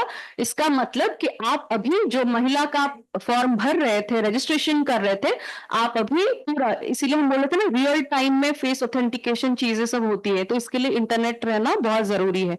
जैसे ही आपने उनका भरा, अभी तुरंत वो आपका फेस ऑथेंटिकेशन के लिए आ गया, तो वो सामने बैठी होंगी। तो ऐसा थोड़ा ध्यान रखना है कि थोड़ा लाइटेड एरिया हो, इंटरनेट भी हो, है ना, क्योंकि अगर अंधेरे में होगा, चेहरा ठीक से आएगा नहीं, फोटो कैप्चर नहीं होगा, तो फेस ऑथेंटिकेशन फिर कैंसिल हो जाएगा, मतलब फेल हो जाएगा, है ना। तो अगर हम अपने स्क्रीन, आप सबको दिख रहा होगा, स्क्रीन के बाएं साइड में देखिए कितना क्लियरली पिक्चर आ रहा है, लाइटेड है, ठीक से क्लियर है। और नीचे जब क्लियर होगा, आप क्लिक करोगे तो नीचे हरे रंग में कैसे आ रहा है कि सफलतापूर्वक चित्र कैप्चर हुआ, मतलब फेस ऑथेंटिकेशन के लिए फोटो जो है वो सही है, अब ऑथेंटिकेट वो कर सकता है। ठीक है, वो आपको दिखेगा मैसेज में। लेकिन अगर अंधेरे में ले रहे हैं, या फिर हाथ हिल गया, या फिर ब्लर हो गया, हेजी हो गया, कुछ भी गलत हो गया, तो वो आपको आपको वहीं पे ही बता देगा कि ये मतलब फेल हो गया, ठीक से हुआ नहीं, इसमें त्रुटि रह गई, आपको दोबारा लेना है ना। तो ये फेस ऑथेंटिकेशन एक इंपॉर्टेंट स्टेप है, बहुत इंपॉर्टेंट है। तो इसलिए मैं बार बार बोल रही हूँ कि जहाँ पे इंटरनेट स्टेबल है, जहाँ पे थोड़ा आपको इंटरनेट अच्छा मिल रहा है, वहीं पे बैठ के लाभार्थी के साथ अपना फॉर्म भी भरिए। लाभार्थी को पहले से बोल दीजिए कि आप अपना आधार कार्ड लेके आइए, जो आपका पात्रता प्रमाण पत्र जो है, जो भी है, जो भी कार्ड उनके पास है, दस्तावेज है, जो भी है, वो सब लेके एक साथ एमसीपी कार्ड लेके आइए जब आप भर रहे हैं, ताकि ऐसा ना हो कि आपका समय वेस्ट हो उसमें। आप एक ही बार में मतलब जो आपकी जो आपकी लाभार्थी है, उनका सारा डिटेल्स आप भर सको, तो आपका समय भी बच जाएगा, उनका समय भी बच जाएगा। और दूसरा चीज ये है कि उनका फॉर्म भी आगे फिर बढ़ेगा, क्योंकि अगर कोई भी चीज गलत होगी तो फिर वो प्री रजिस्टर्ड बेनिफिशियरी में ही रहेगा जरूर, लेकिन वो फॉर्म फिर आगे नहीं बढ़ेगा। और एक चीज बताना चाहूंगी कि आंगनवाड़ी दीदियों के सहूलियत के लिए, ताकि एक दिन में आप बहुत ज्यादा ना भरे, सिस्टम पे प्रेशर भी ना हो, और आप शांति से अच्छे से भर पाए, और आपका काम भी कॉम्प्रोमाइज ना हो, तो एक दिन में 3 लाभार्थियों का आप पंजीकरण कर सकते हैं। ठीक है, तो उसमें आपको परेशानी नहीं होगी। आगे बढ़ते हैं, ये हो गया हमारा चेहरा प्रमाणीकरण। नेक्स्ट। ठीक है, तो यहाँ अभी तक हम लोगों ने फॉर्म को थोड़ा रिपीट भी कर लिया, फॉर्म के बारे में भी बात कर ली। तो मैं यहाँ पे थोड़ा पॉज करूंगी, और अगर कोई क्वेरी है फॉर्म भरने में और जो भी है, आप लोग पूछ सकते हैं।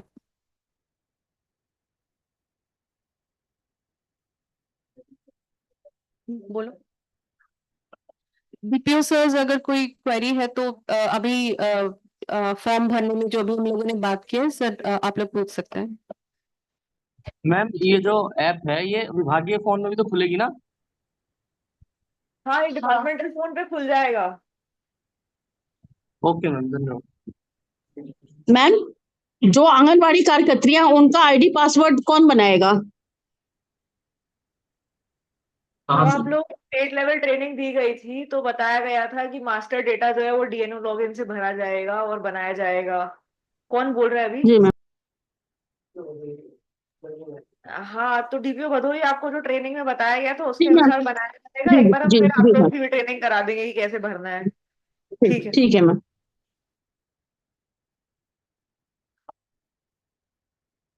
अ, और कोई प्रश्न अगर हो तो पूछ सकते हैं, नहीं तो हम आगे बढ़े। अभी हम लोगों ने फॉर्म भर, ठीक है, हम लोग आगे बढ़ते हैं। अभी हम लोगों ने फॉर्म कैसे भरना है उसको मतलब वर्बली जाना है। हम चाह रहे थे कि आपको दिखा दें, लेकिन थोड़े इश्यूज हैं जिसकी वजह से अभी दिखा नहीं पा रहे हैं। लेकिन जब आप लोग इसको भरना स्टार्ट करेंगे तो ये बहुत डिफिकल्ट नहीं है, आसान है। और सुपरवाइजर्स की मदद से, सीडीपीओज की मदद से आंगनबाड़ियां डेफिनेटली इसको भर सकती हैं। तो अभी हम जानते हैं, चलिए जानने की मतलब आगे ही बढ़ते हैं कि आंगनवाड़ी कार्यकर्त्री के कार्य एवं दायित्व। अभी तक जितना भी हमने बात किया, फॉर्म तो मेजरली आंगनवाड़ी वर्कर को ही भरना है, लेकिन जैसे पात्र लाभार्थियों की पहचान व पंजीकरण, तो पहचान करना भी आंगनवाड़ी कार्यकर्त्री का एक मुख्य, उसमें उनकी एक मुख्य भूमिका रहेगी। तो जैसे कि जितने प्लेटफॉर्म्स है, गृह भ्रमण हो गया, VHSND हो गया, सीबीज हो गया, उसके दौरान जो निर्धारित मानदंड है, हमने जो 10 मानदंड के बारे में बात किया है, उसके आधार पर PMMVY के पात्र लाभार्थियों की पहचान करना। और फिर आधार कार्ड, बैंक खाते का विवरण एवं MCP कार्ड की सूचना। अभी जैसे हम लोगों ने बात किया ना, MCP कार्ड का ये डिटेल, आधार कार्ड का ये डिटेल, ये सब भरना है, तो वो सबका लाभार्थियों के पोर्टल पर पंजीकरण करना। जो ऐप है PMMVY सॉफ्ट ऐप, उस पर पंजीकरण करना, ये सब डिटेल्स लेते हुए। फिर यदि पात्र लाभार्थी का बैंक, डाकघर खाता आधार से लिंक नहीं है, तो ये जो जो हमारे लाभार्थी है, उनका जो बैंक या डाकघर खाता है, ये DBT एनेबल्ड होना चाहिए, आधार सीडेड होना चाहिए और लिंक भी होना चाहिए। फिर अगर वो लिंक नहीं है, तो इसमें आंगनवाड़ी कार्यकर्त्री की मुख्य भूमिका रहेगी कि वो उनको आधार से लिंक कराने में सहायता करे। और दूसरा है, अगर उनके पास, पहले तो है कि अगर बैंक डाकघर खाता लिंक्ड नहीं है आधार से, तो लिंक कराना है, लेकिन अगर लिंक कराने में सहायता करनी है। और अगर डाकघर खाता या बैंक पासबुक, वो मतलब जो भी बैंक का खाता वो ही नहीं है, या आधार कार्ड भी नहीं है, तो वो भी खुलवाने में उनकी सहायता करें। क्योंकि ये जो स्कीम है, ये डायरेक्ट बेनिफिट ट्रांसफर है, ये महिला को पूरा उनके अकाउंट में डायरेक्टली जाता है, तो इसलिए उनके पास आधार कार्ड होना चाहिए और उनका जो अकाउंट है वो आधार सीडेड होना चाहिए, ताकि डायरेक्टली वहां पैसा चला जाए। तो इसलिए ये सब में आंगनवाड़ी दीदी जो है, वो महिला को, जो हमारी लाभार्थी है, उनको सहायता प्रदान करेंगे। नेक्स्ट। फिर है कि लाभार्थियों की सूचनाओं को पोर्टल पर अपडेट करना। ठीक है, तो अभी जैसे हम लोगों ने बात किया कि पंजीकरण हो सकता है एक बार में हम पार्शियली फिल, मतलब आधा ही कर पाए, क्योंकि गर्भवती है तो उसके जन्म के बाद और इम्यूनाइजेशन, बच्चे का टीकाकरण डिटेल्स तो हम अभी भर नहीं सकते, तो उसको भरने के लिए फिर हमें मतलब सूचनाओं को पोर्टल पे जाके अपडेट करना पड़ेगा। इसीलिए रजिस्ट्रेशन एक काम है उनका, पंजीकरण एक काम है, और फिर अपडेशन भी एक काम है उनका। लाभार्थी की जो भी सूचना है उसको अपडेट करना। कोई महिला का, मान लीजिए उसको पैसे नहीं मिले, या फिर उनका स्टिल बर्थ हो गया, तो ये सारी का जो सूचना है वो हमें अपडेट करते रहना है अपने पोर्टल पे। फिर PMMVY सेवाओं का समापन। आपको अभी याद होगा, जैसे ही हम लोगों ने ऐप की शुरुआत में हुआ था, मैंने उधर बोला था कि केस क्लोजर ये भी एक इम्पॉर्टेंट चीज है। मतलब अगर PMMVY सेवा जो महिला को जितनी मिलनी थी, जो प्राप्य उनका था, उनको मिल गया, तो उसके बाद फिर सेवाओं का समापन करना भी जरूरी है। तो वहां पे अगर आपको ध्यान होगा, केस क्लोजर बटन, मतलब एक टैब था उसमें, वहां पे क्लिक करके फिर हम उसको इनिशिएट कर सकते हैं, केस क्लोजर को। तो वो भी आंगनवाड़ी कार्यकर्त्री की जिम्मेदारी है। फिर PMMVY योजना का प्रचार प्रसार। तो हमारे जो समुदाय में जितनी महिलाएं हैं और जो भी उनके परिवार वर्ग है, सबको हमें PMMVY के बारे में बताना है कि उसमें ये है, उसमें ऐसे लाभ मिलते हैं, उसमें आंशिक वित्तीय सहायता मिलती है, और उसको पाने के लिए ये 10 मानक है, उसमें से कोई एक मानक होना चाहिए। तो ये सारी जो जानकारी है, ये हमें अपने क्षेत्र में देनी पड़ेगी। तो प्रचार प्रसार कहाँ कर सकते हैं? जो भी हमारे सर्वे क्षेत्र में जो भी VHSND है, या टीकाकरण दिवस है, या फिर होम विजिट के दौरान, या फिर जो समुदाय आधारित गतिविधियां, कोई भी बैठक हो, जब भी हम बात कर रहे हैं, तो हम ये प्रचार प्रसार योजना का कर सकते हैं, और आंगनवाड़ी कार्यकर्त्री की एक जिम्मेदारी है। और जो पांचवा है वो है कि PMMVY पंजिका का अनुरक्षण।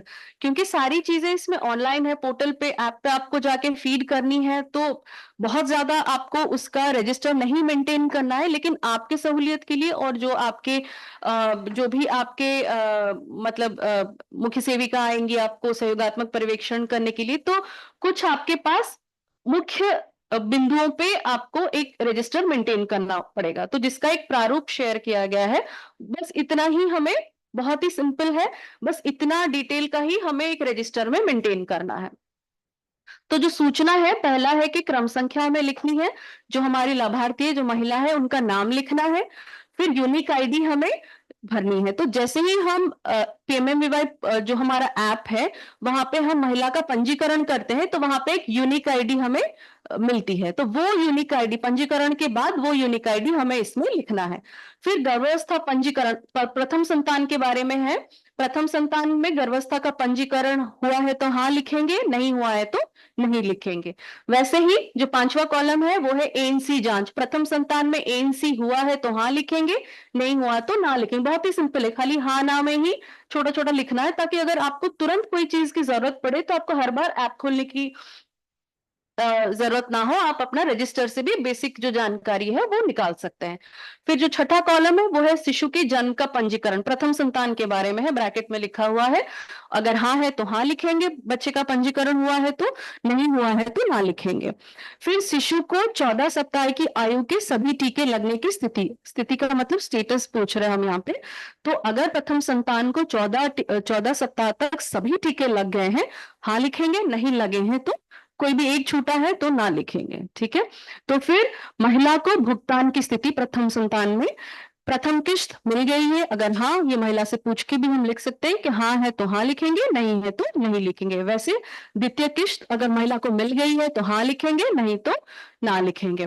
फिर भुगतान नहीं होने के कारण, ऐसा भी हो सकता है कि महिला को भुगतान, आपने पूछा महिला को भुगतान नहीं हुआ है ना, तो नहीं होने के कारण जो है वो हमें इसमें लिखने पड़ेंगे, संक्षिप्त में लेकिन लिखने पड़ेंगे। PMMVY पोर्टल में आप देखेंगे कि भुगतान नहीं होने के कारण काफी दिए गए हैं, जैसे कि महिला की मृत्यु हो गई है ना, या फिर अबॉर्शन हो गया, या फिर मृत शिशु का जन्म हुआ, या 4 से 6 हफ्तों तक महिला का कोई अता पता नहीं है। ऐसे करके बहुत कारण पोर्टल में दिए गए हैं कि क्यों नहीं हुआ है भुगतान।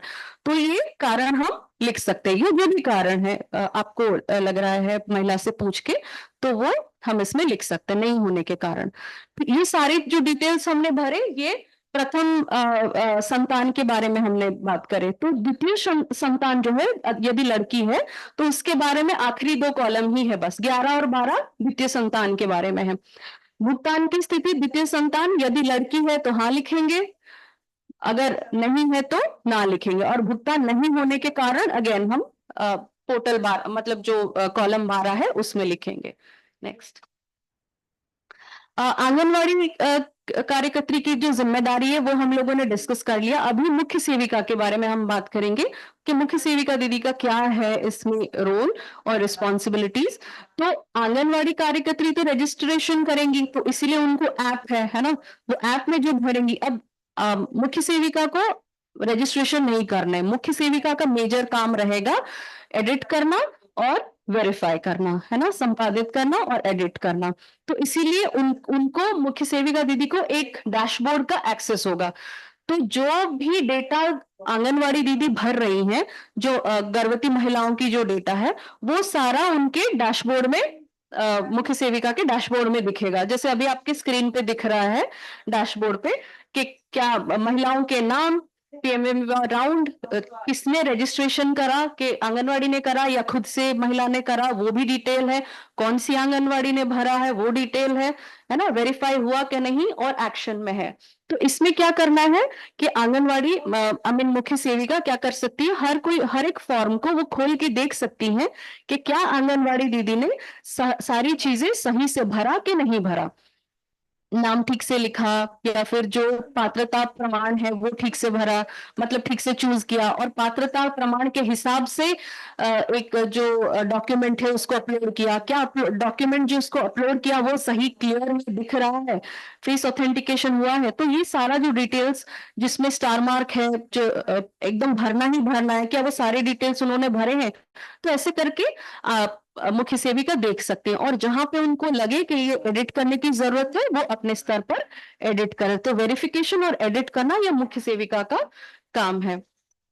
वो अपने पोर्टल पे इसको देख सकती हैं। ठीक है, तो आपके पोर्टल पे दिख जाएगा कि क्या ये सुपरवाइजर दीदी ने वेरीफाई करा है कि नहीं करा। अगर आपने किया है वेरिफिकेशन सुपरवाइजर ने तो इसमें यस दिखेगा, जो आपका सेकंड टू लास्ट कॉलम है जिसमें लिखा है is supervisor verified, no no लिखा है, तो इसका मतलब ये बेनिफिशियरीज को सुपरवाइजर ने मतलब वेरीफाई नहीं करा। तो एक्शन क्या करना है, वेरीफाई। देखिए जो रेड स्क्वायर में उसको हाईलाइट किया गया है वेरीफाई, तो जैसे ही आप वेरीफाई का बटन दबाएंगी, मतलब सुपरवाइजर इस वेरीफाई बटन को दबाएंगी, तो ये फॉर्म क्या होगा, ये आगे फिर वेरीफाइड होके आगे सीडीपीओ के पास ये चला जाएगा। ठीक है, नेक्स्ट नेक्स्ट। तो मुख्य सेविका के कार्य एवं दायित्व, मोटा मोटा तो हमने जान लिया है कि उनका कार्य और दायित्व ये है कि आंगनवाड़ी दीदी द्वारा भरे हुए फॉर्म्स की एडिट कर सकता है, क्या बोलता है, एडिट करना और फिर उसको वेरीफाई करना। ठीक है, तो ठीक है, लाभार्थियों की सूचना का सत्यापन, ये हम लोगों ने बात कर दिया कि उसको एडिट कर सकते हैं और सत्यापित करके आवश्यकता अनुसार पोर्टल पर संशोधित वो एडिट करके जो भी डिटेल्स है वो कर सकते हैं। दूसरा है पीएमएवीवाई का प्रचार प्रसार, हालांकि ये आंगनवाड़ी कार्यकर्त्री की मुख्य जिम्मेदारी है, लेकिन जो मुख्य सेविका है वो उनको इसमें सपोर्ट करेंगी, और वो भी वीएचएसएनडी समुदाय आधारित गतिविधियां व अन्य बैठकों के दौरान जो भी समुदाय को योजना से अवगत कराएंगी पीएमएवीवाई के बारे में। फिर समीक्षा और क्षमता वर्धन, जब भी जो मुख्य सेविका दीदी है जो आंगनवाड़ी सेंटर्स पे भ्रमण के लिए जाती है, सहयोगात्मक पर्यवेक्षण विजिट्स के लिए जाती है, उस दौरान जब जो भी उनको परेशानियां, चैलेंजेस या जो भी प्रॉब्लम्स दिखती हैं, चाहे वो आंगनवाड़ी द्वारा फॉर्म भरने में, पंजीकरण करने में, अपडेट करने में, या जो भी कोई भी उनको प्रॉब्लम्स हो या कोई ऐसी कोई प्रश्न हो जिनका उत्तर वो नहीं दे पा रहे, जो भी परेशानियां हैं उनको देखते हुए मुख्य सेविका सेक्टर मीटिंग में वैसी सारी चीजों पे उनका क्षमतावर्धन कर सकती है और समीक्षा भी कर सकती है। और ऐसे जो शिकायतें हैं या प्रश्न हैं जिनका उत्तर मुख्य सेविका नहीं दे सकती है, वो अपने उच्च अधिकारी यानी बाल विकास परियोजना अधिकारी को अग्रसरित कर सकती हैं। तो ये मोटा मोटा हमने देखा कि मुख्य सेविका की क्या जिम्मेदारी है। अभी जो लाभार्थी भुगतान के लिए अनुमोदन की प्रक्रिया जो है, हम इसको एक स्लाइड पे दिखाएंगे कि क्या प्रक्रिया रहती है ना। हम क्योंकि ये पूरा ऑनलाइन है तो मन में प्रश्न आ रहा होगा कि आंगनवाड़ी ने तो फॉर्म, दीदी ने फॉर्म भर दिया, तो फिर आगे ये कहाँ जा रहा है। तो ये आपकी स्क्रीन पे क्लियरली दिख रहा है। हमने इसमें ये बताने की कोशिश कर रहे हैं कि पहले मान लीजिए आंगनवाड़ी कार्यकर्त्री ने जो पीएमएवीवाई सॉफ्ट एप्लीकेशन है उस पे ऐप पर लाभार्थी पंजीकरण फॉर्म भर दिया उन्होंने, ठीक है, भर के सबमिट बटन दबा दिया। फिर क्या होता है, फिर वो फॉर्म जो है वो मुख्य सेविका दीदी के, जो अभी डैशबोर्ड हमने देखा, वो उनके डैशबोर्ड में मुख्य सेविका दीदी के दिखने लगता है कि पंजीकरण, और वो क्या कर सकती है, जो आंगनवाड़ी दीदी ने भरा है वो सारे फॉर्म्स उसमें दिखेंगे, और मुख्य सेविका दीदी क्या करेंगी, वो फॉर्म्स का संशोधन और सत्यापन कर सकते हैं। अगर एडिट करने की जरूरत है तो एडिट करेंगे और फिर वेरीफाई करके सबमिट कर देंगी। जैसे ही वो सबमिट कर देती है, वो फॉर्म फिर और एक स्टेप आगे चला जाता है, जो कि है बाल विकास परियोजना अधिकारी यानी सीडीपीओ सर के पास। तो उसमें क्या वो कर सकते हैं कि लाभार्थी पंजीकरण, उनको भी एक डैशबोर्ड में ये सब दिखेगा, उसमें वो क्या कर सकते हैं, लाभार्थी पंजीकरण फॉर्म का अप्रूव कर सकते हैं, अनुमोदन करेंगे उसको, सारे उसके डिटेल्स देख के फिर वो अप्रूव उसको करेंगे। अनुमोदन करने के बाद जैसे वो सबमिट करते हैं तो वो फॉर्म उनसे लेके सीधा आ जाता है राज्य नोडल अधिकारी के पास, जो यहाँ पे आईसीडीएस डायरेक्टरेट में है। तो राज्य नोडल अधिकारी के पास जो फॉर्म जब आता है तो वो अपने डैशबोर्ड में देख के लाभार्थियों को भुगतान का अनुमोदन करते हैं। मतलब यहाँ पे अभी वो फाइनली क्या करेंगे, जो पेमेंट करना है उनको, जो हम आंशिक वित्तीय सहायता की बात कर रहे थे, वो उसको देख के उसको वो अप्रूव करते हैं। और जैसे ही वो अप्रूव करते हैं फिर वो डीबीटी मतलब पूरा डायरेक्ट ट्रांसफर होता है बैंक के थ्रू, और जो हमारी लाभार्थी है उनको किश्त में जो भी उनका प्राप्य है उनको वो मिलता है। तो ये था संक्षिप्त में लाभार्थी भुगतान के लिए अनुमोदन की प्रक्रिया। तो यहाँ पे हम लोग जो आपको ब्रीफली जितना भी संक्षिप्त में बता सकते थे वो हम लोगों ने प्रयास करा। और अभी अगर किसी का कोई प्रश्न है तो पूछ सकते हैं, नहीं तो हम कन्या सुमंगला योजना ना वो तब से हो रहा है, नहीं तो हम फिर हम अपने यस सॉरी मैम, मैं शिवानी मैम, मैं यहाँ से ऐड हूँ। मैं मैम विद ड्यू रिस्पेक्ट, मैं सभी डीपीओ से ये एक चीज आप लोगों को अवगत कराना है कि 12 तारीख को 11 बजे 11 AM से स्टार्ट होगी हमारी प्रधानमंत्री मातृत्व वंदना योजना और कन्या सुमंगला योजना की यूट्यूब ट्रेनिंग भी हम देंगे। तो आप सबसे अनुरोध है कि आप स्वयं अपने CDPO, आंगनवाड़ी वर्कर और MS के साथ 12 तारीख को फिर से ऐड होंगे for the training. Thank you ma'am. Thank you ma'am. ये डीपीओ शाहजहांपुर का हैंड रेज्ड है, कोई क्वेश्चन है आपका?